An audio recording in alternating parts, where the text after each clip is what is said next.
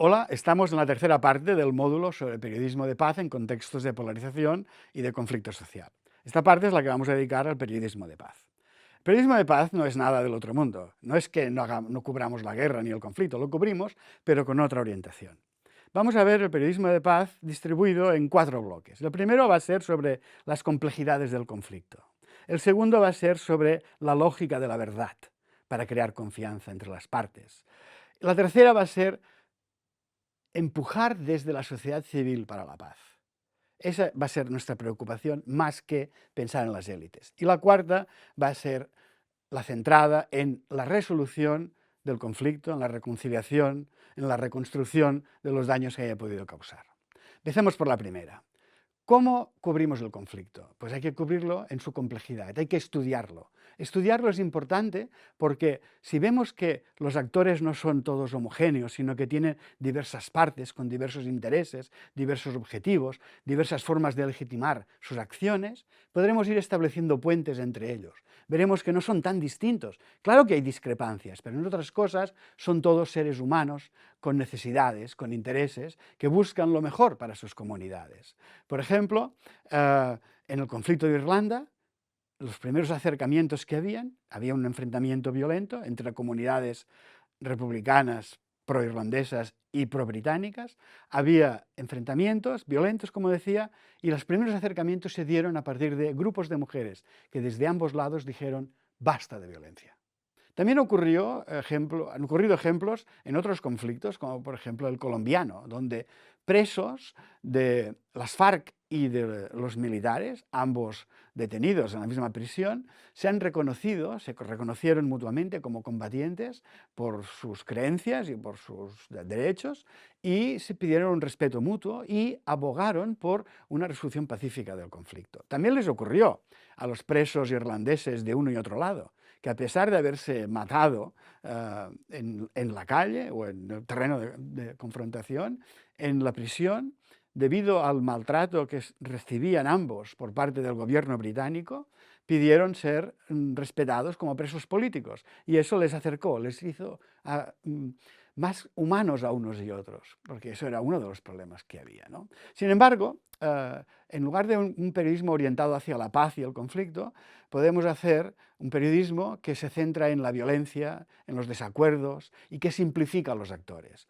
Los simplifica, los buenos y los malos, y los mete a todos en el mismo saco. Les voy a poner un ejemplo cercano a mí. El conflicto, como ustedes deben saber, en Cataluña y España, pues aquí muy a menudo el conflicto es simplificado a los catalanes y los españoles, cuando eso puede ser pertinente en algún caso, cuando, digamos, si a los catalanes no se nos dejara hablar catalán, pues a todos los que hablamos catalán sentiríamos una opresión, pero es mucho más complejo. No todos los catalanes están por la independencia, ni todos los españoles están en contra de la independencia o de la autodeterminación de unos y de otros. O sea que hay muchos más puentes de los posibles. Sin embargo, la simplificación lleva a la confrontación y a la incomprensión de unos y de otros, ¿no? Otro de los puntos importantes para comprender no solo el conflicto, sino ir a buscar una salida, es encontrar propuestas en que todas las partes ganen algo. Claro, ustedes se preguntarán, bueno, eso es deseable, pero no siempre es posible. Es cierto, pero empecemos porque es deseable. Es muy difícil que se le proponga a una parte metida en un conflicto una solución en la cual él pierda y vea que el otro gana. Esto es difícilmente aceptable. Y eso, claro, cuando ambas actores enfrentados están en una posición simétrica, es razonable que se pueda encontrar. No así, o cuesta mucho más de ver, cuando es asimétrica. Pero incluso cuando es asimétrica, es posible pensar con esta lógica. Por ejemplo, en un conflicto como el israelo-palestino, en este conflicto hay una parte que tiene mucho poder y la otra tiene poquísimo, ¿no? Cuando se llegó a los acuerdos de Oslo, aunque luego no se llegaron a poner en práctica, luego veremos por qué, se aplicó esta lógica de buscar una solución en que en todo el mundo gane. El lema de los acuerdos de Oslo fue paz por territorios, y la lógica subyacente era devolvamos la tierra a los palestinos y de esta forma aseguraremos la paz. Porque, como ocurría también en Colombia, cuando una parte es muy poderosa y lo tiene casi todo y la otra no tiene casi nada, siempre va a haber la amenaza de la violencia, siempre va a haber la amenaza de la explosión del conflicto. Y eso se trata, es uno de los objetivos, tratar de evitar que eso ocurra. Y no le cuesta tanto a la parte poderosa comprender que la paz es un valor muy importante para avanzar, para vivir tranquilos e incluso para hacer negocios, como ocurría, por ejemplo, en Colombia. Mientras haya violencia, es muy difícil que vengan inversiones, que venga el turismo, que se pueda hacer la vida económica más suave, más económicamente eficiente, porque se va un montón de gasto en la seguridad. Sin embargo, con la otra lógica, con la lógica de la guerra, en lugar de buscar que todo el mundo gane, se piensa que se celebra todas las victorias de una parte y las pérdidas del otro. Pero lo que es todavía peor, y que es lo que ocurrió en el caso del conflicto entre Israel y Palestina, después de los acuerdos de Oslo, fue que una vez se había acordado paz por territorios, una parte muy importante de la prensa israelí, en lugar de saludar eso como un acuerdo, lo presentó como una claudicación innecesaria por parte de las autoridades israelíes. De tal manera que fue prácticamente imposible para el gobierno aplicar esos acuerdos y con lo cual se frustró todo el acuerdo, ¿no? Y hoy estamos como estamos, o por esos vericuetos es por donde ha ido el conflicto árabo-israelí. Todavía queda más. Si tenemos que negociar con alguien, si tenemos que llegar a acuerdos con alguien, es con el enemigo o con el opositor, con el adversario, no con los amigos, con ellos ya tenemos acuerdos. Y el adversario es alguien que también es humano. Sin embargo, a lo largo del conflicto, normalmente, sobre todo si ha habido polarización, al adversario se le ha deshumanizado. Un periodismo de paz ha de retomar esas dimensiones humanas del adversario, ha de hacer ver que, aunque haya actuado en algo que consideramos reprobable, como ser humano, como colectivo, es mucho más que ese acto reprobable. Tiene sus deseos, tiene sus vivencias, tiene su amor, tiene su caridad, tiene lo que le hace humano, ¿no? Hay que rehumanizarlo cuando ha sido deshumanizado. Eso es algo, por ejemplo, que han hecho muchos periodistas, haciendo entrevistas a personajes o a actores que son del lado opuesto al que ellos se encuentran, ¿no? Por ejemplo, en Sinaloa, con el cártel de Sinaloa, en el norte de México, un grupo de periodistas que conocí hace un tiempo entrevistaron a miembros del cártel de Sinaloa que iban a salir pronto de la cárcel. Y ellos les decían que cuando salieran volverían a sus oficios, volverían a ser electricista, volvería a ser carpintero o albañil. Y bueno, pues en preciosas entrevistas, rehumanizados. Pero me explicaba la periodista que escribió estas entrevistas que cuando salieron, al cabo de los pocos días volvían a estar en el cártel y eran o sicarios o traficantes. Claro, una cosa es humanizar y la otra es glorificar. Humanizar significa resituar en su terreno, en la realidad, en lo que sabemos de ellos, pero tampoco es necesario glorificar. No hace falta glorificar a nadie, solo hay que rehumanizarlos, ¿no? Bien, en lugar de eso, en lugar de tener esta lógica, podíamos hablar solo de nuestras virtudes, ¿no? Solo empatizar con los nuestros, solo humanizar a los nuestros y deshumanizar a los demás, que es lo que tendríamos que deshacer desde un periodismo de paz, ¿no? Esto es tan así que cuando alguien hace una entrevista al enemigo, lo más fácil es que le acusen de traidor, le acusen de estar justificando las violencias que hace el opositor contra ellos. No hay que pasar por aquí. Vayamos al segundo bloque del periodismo de paz, que es el de la verdad. La verdad es importante porque tenemos que construir una relación o contribuir a construir una relación de confianza mutua, y eso no se puede hacer con mentiras. Tenemos que revelar las mentiras del adversario, pero también las propias que han servido para justificar la guerra y la violencia y los desmanes en contra del enemigo. Si no hacemos eso y solo hablamos de las mentiras del enemigo, de las suyas y no de las nuestras, no estaremos preparando el terreno para una negociación, ¿no? Es fácil hacerlo eso, es fácil tener una política de mentiras, por ejemplo, solo propagando las mentiras que dan nuestras autoridades. Es cierto que nuestras autoridades pueden decir, por ejemplo, que el otro tiene armas horribles, armas de destrucción masiva, armas indefendibles, y sin embargo que lo haga sin pruebas. Nosotros no podemos publicar eso. y menos sin pruebas. Nosotros no tenemos por qué darle el titular de sus acusaciones cuando habla del enemigo. Eso es periodismo de guerra. El siguiente bloque es el de la sociedad civil.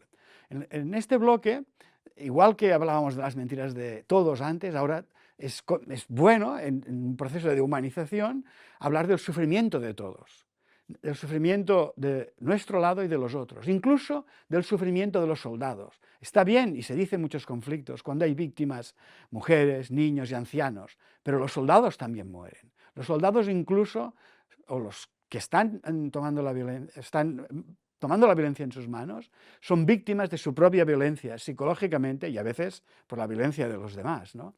No hay que olvidar todas las dimensiones de la violencia, no solo de las, digamos, víctimas inocentes. ¿Quién no es víctima inocente de la violencia, no?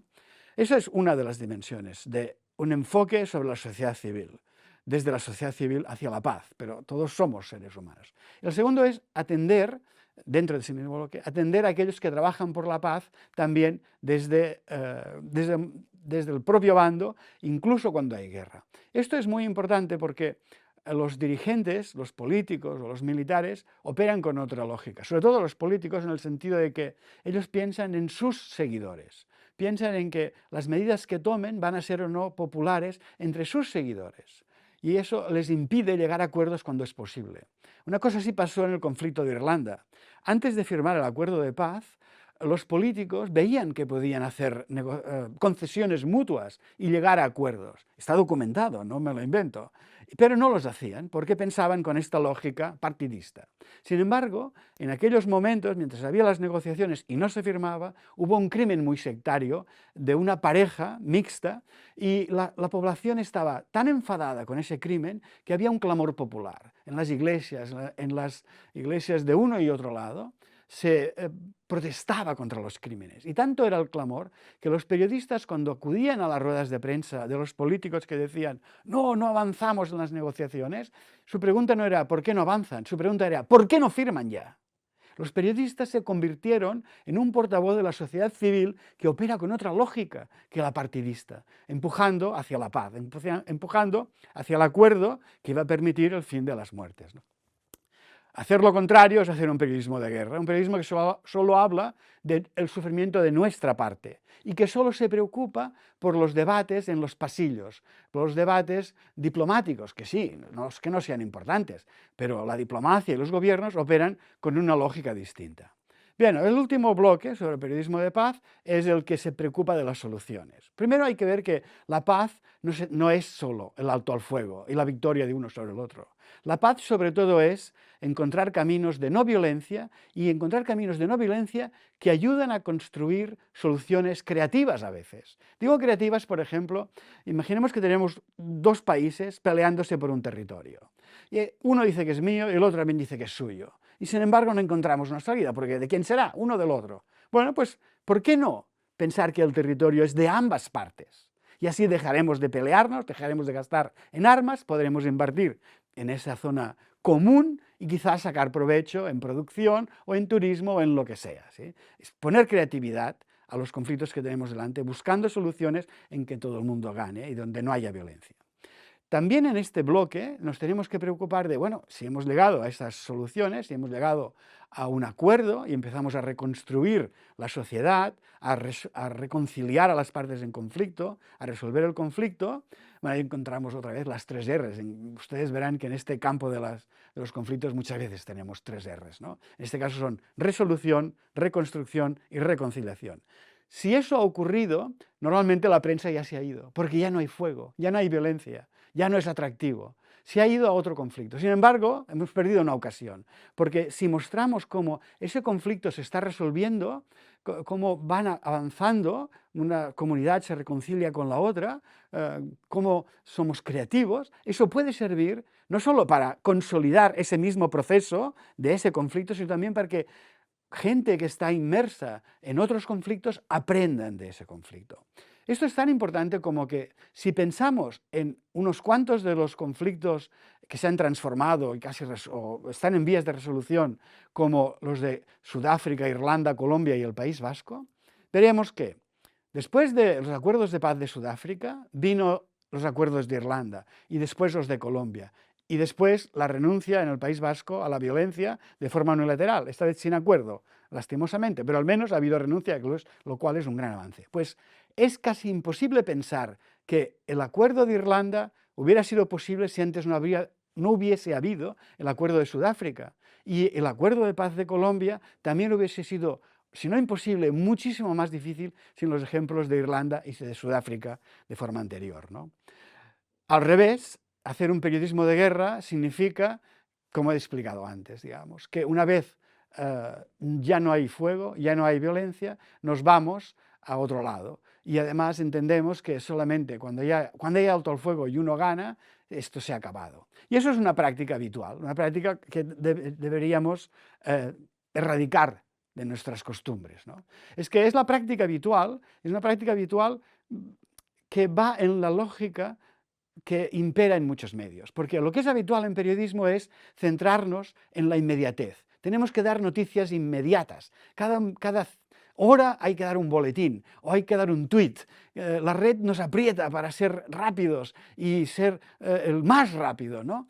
Nos pide drama, nos pide sensacionalismo, nos está pidiendo imágenes que muestren muertos, violencia y fuego, y nos pide que seamos simples en su cobertura, porque si no es simple, la audiencia tiene otros problemas, los verá muy complicado y cambiará de canal, se irá a ver a otro que sea más fácil. Y además, como tenemos una audiencia, si no pensamos en los intereses de nuestra audiencia, también se encontrará ajena y no le gustará. Esas 4 cosas, la inmediatez, el drama, la simplicidad y el etnocentrismo, son guías constantes de malas prácticas de un periodismo que se oponen a lo que necesitamos, a un periodismo de paz que comprenda que los procesos de paz son un proceso que no da noticias cada día ni en cada momento, es lento, de creación de calma, confianza y consenso entre las partes. Y eso no da noticias. Además, son procesos complejos porque hemos tenido que estudiar el conflicto, los diversos intereses,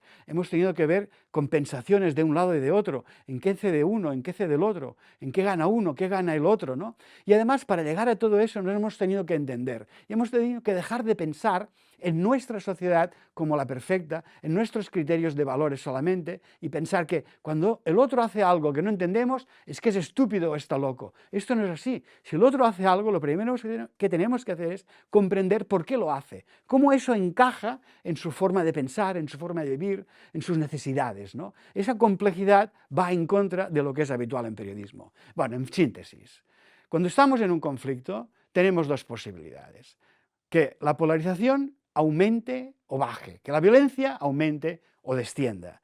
Tenemos la posibilidad de que el sufrimiento aumente o descienda, y tenemos la posibilidad de acercarnos o alejarnos de una transformación más justa de esa sociedad, de ese conflicto, ¿no?